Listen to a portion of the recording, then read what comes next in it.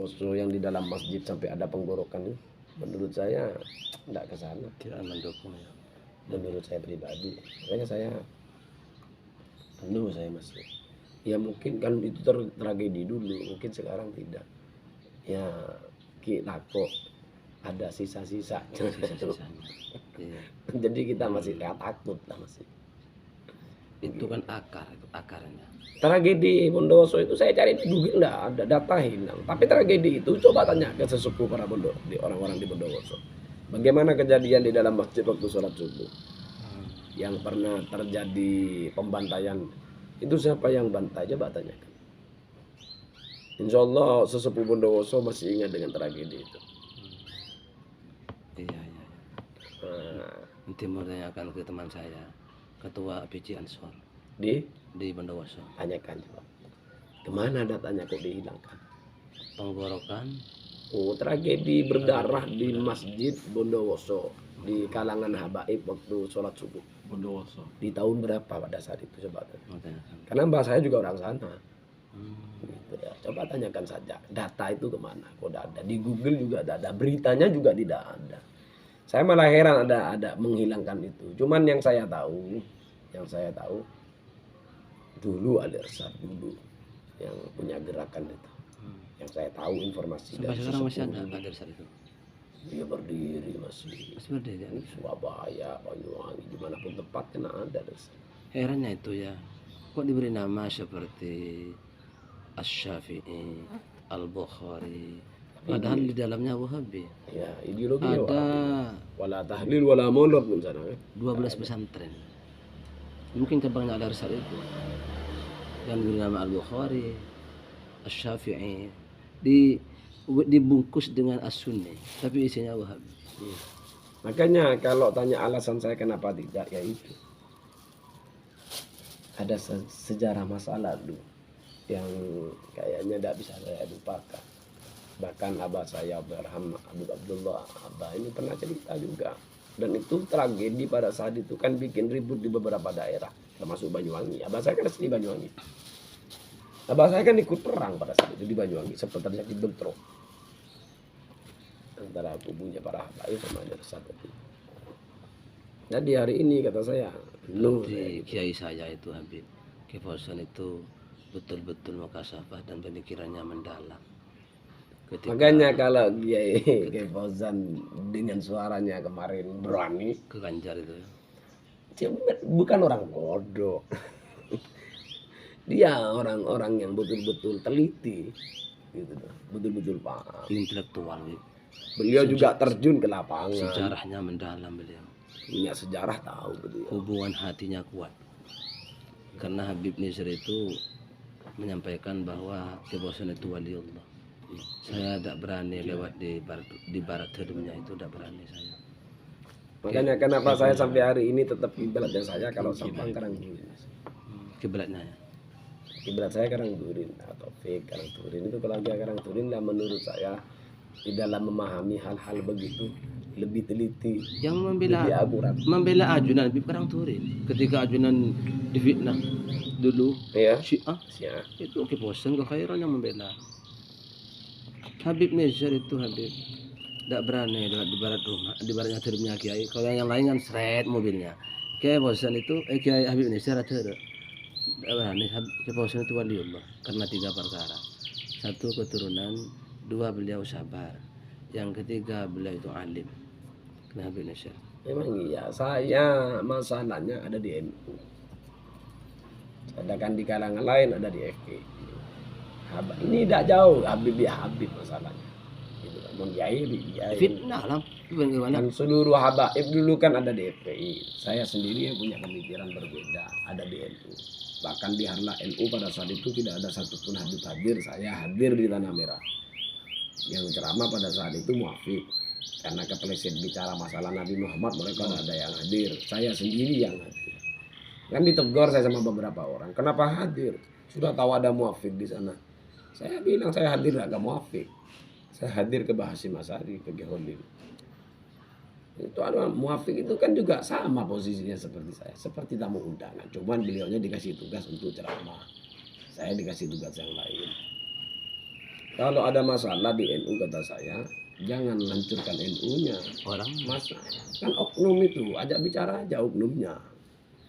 Masa iya ada tikus di dalam rumah terus ajunan dia meroboh bungkuk, kan lucu kata saya. Gila-gila tetangga. kalau manusia Mak Joko. meroboh bungkuk bertekos ini. Nama tak ada ketekos. Mak meroboh bungkuk. Gitu. Jadi menurut saya ada alasan. Jadi tidak ada yang mau menghormati Habib dahulu kecuali NU. Maka menurut saya rumah para habaib itu ada di NU seharusnya. Nah, gitu.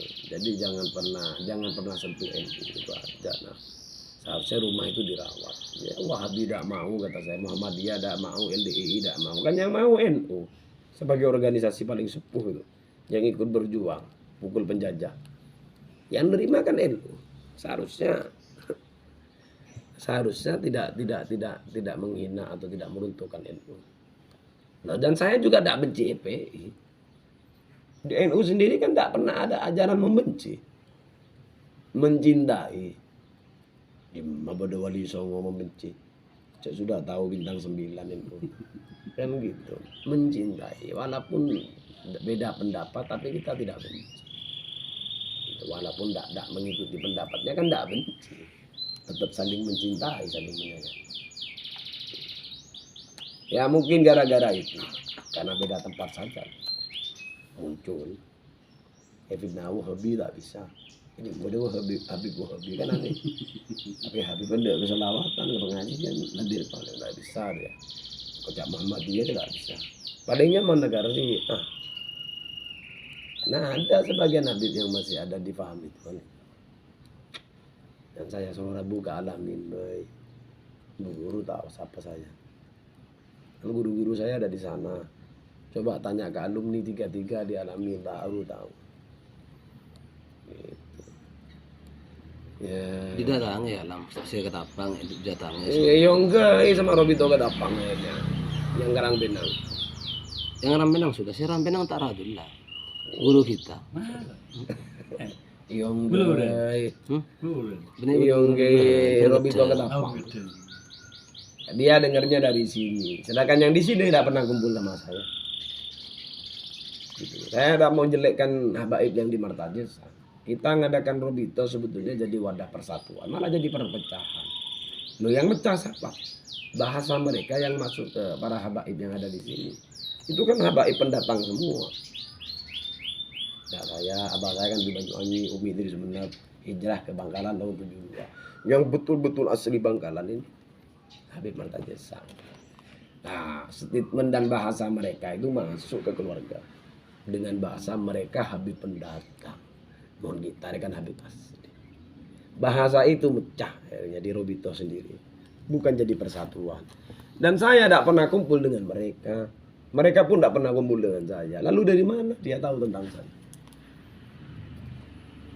Nah, itu pertama. Yang kedua ketika saya datang dan saya tabrak sumber informasinya yang masuk ke Radullah. Ternyata dari Habib Martajes. Ketika saya tabrak tidak bisa ngasih pendapat. Terus saya minta data yang akurat, tidak bisa ngasih data.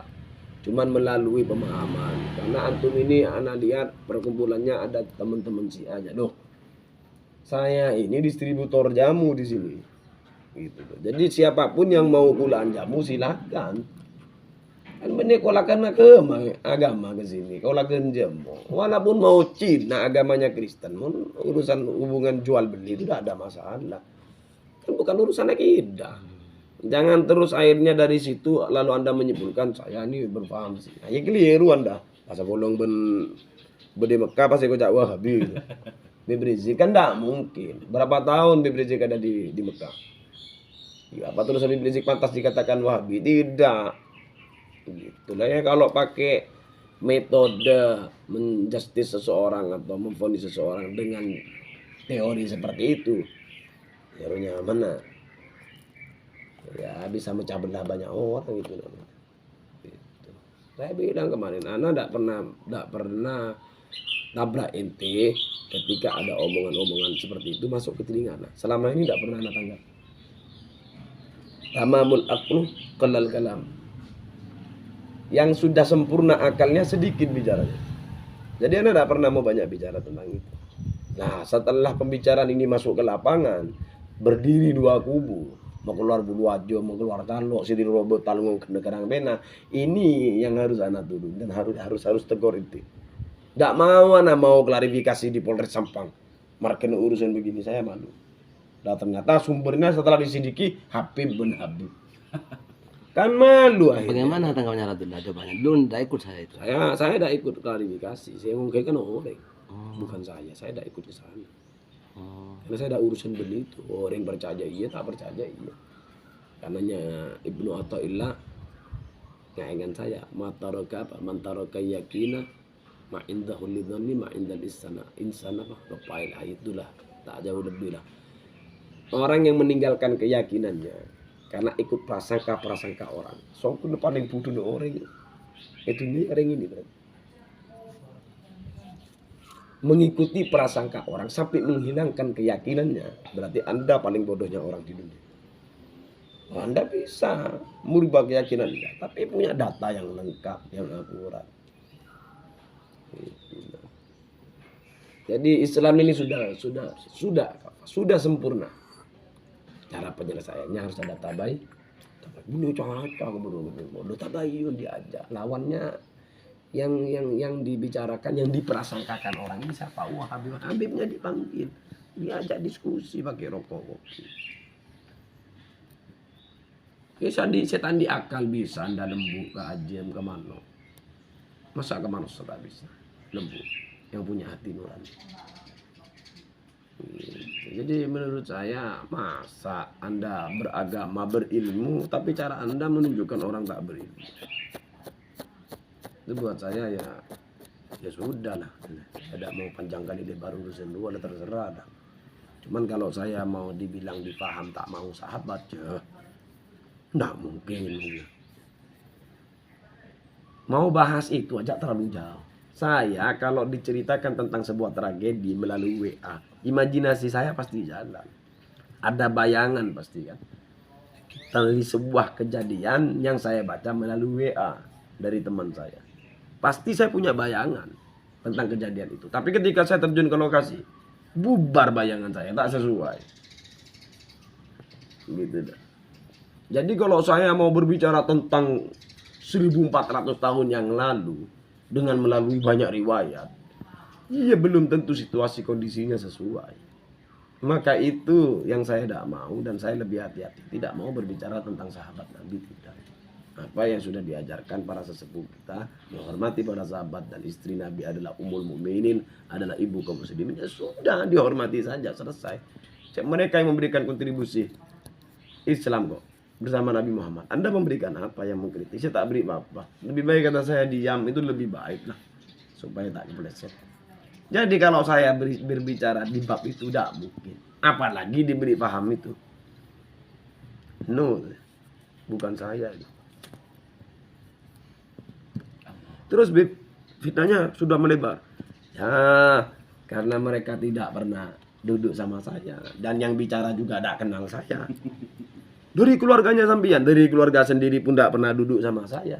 Walaupun dikatakan keluarga, banyak saya punya kaitan darah keluarga. Tapi apa pernah duduk sama saya?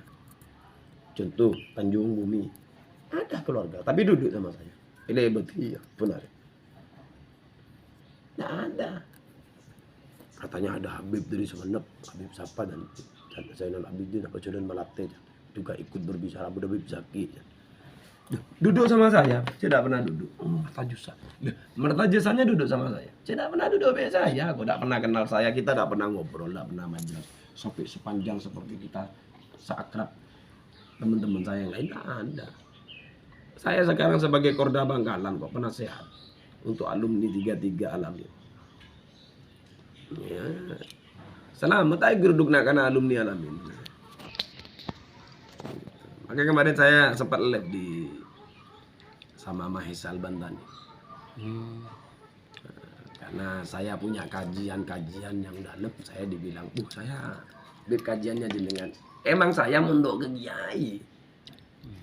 Kan gitu. Saya mondoknya ke kiai dengan kurikulum belajar yang berbeda dengan pondok para habaib. Jadi kalau kajiannya saya dan penyampaiannya saya tidak seperti teman-teman yang lulusan dari Mustafa, ya wajar lah. cara berbicara saya mungkin seperti Ustaz Somad. Karena emang kurikulum belajarnya berbeda. Saya ikut cara dakwah saya, ikut kiai saya, ikut guru saya. Mereka kan ikut guru-gurunya masing-masing. Ya beda. Jangan karena berbeda itu lalu saya dibilang berpaham lain, tidak. Nah, kayak ini kemarin. Mana ya? Mana lebih mantap dengan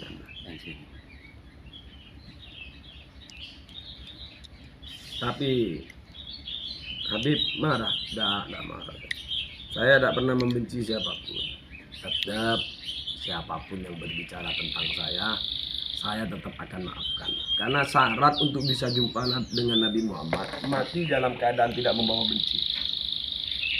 Menurut saya, syarat untuk bisa bertemu Nabi Muhammad, bahwa Anda mati dalam keadaan tidak membawa benci. Saya tidak mau benci kepada siapapun. Walaupun itu berbicara tentang saya tidak urus. Sejelek apa? Nah, ini. Nah, hilang. Itu kan perkara dalam gue ya. Padahal saya punya guru loh kayak Idrus Romli, tapi nggak pernah saya sebut. Kenapa? Ini kan saya tidak pernah membahas identitas. Kita kan kajian. Itu siapa? Mahesa Al-Bantani. Idrus Romli ini pakar fikih juga gitu, taunya pakar sejarah dan ya. Jadi kan sangat tidak bijak.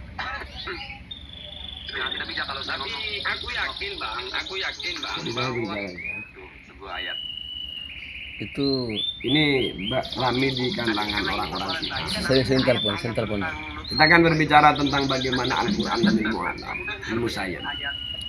Saya tidak berbicara tentang bab nasab, walaupun rame bab nasab. Karena saya menurut saya tidak penting. Kenapa tidak kaji yang lain?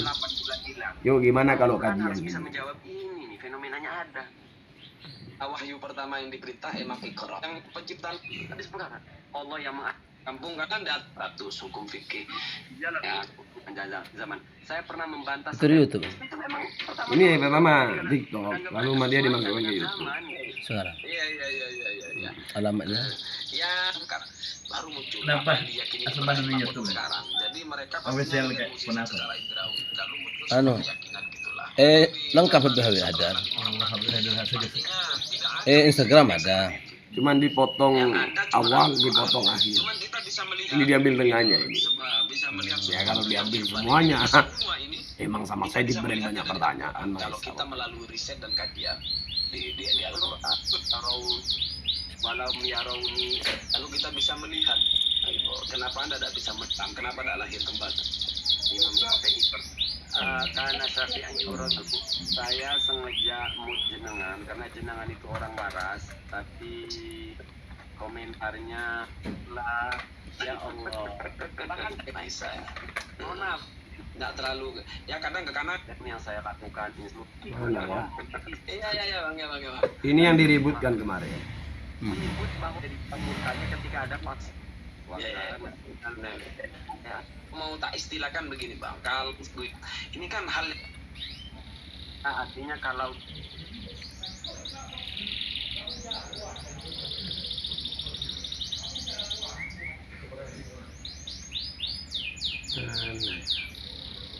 Bincang-bincang tapi dari jarak jauh juga.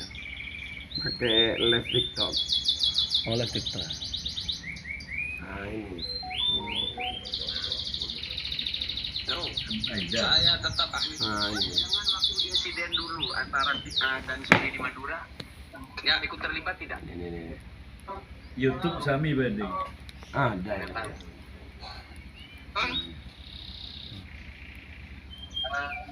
Beb, tadi jenengan memperlihatkan pondok, coba lupa tadi pondok apa mana jenengan tadi pernah mondok? Hilang.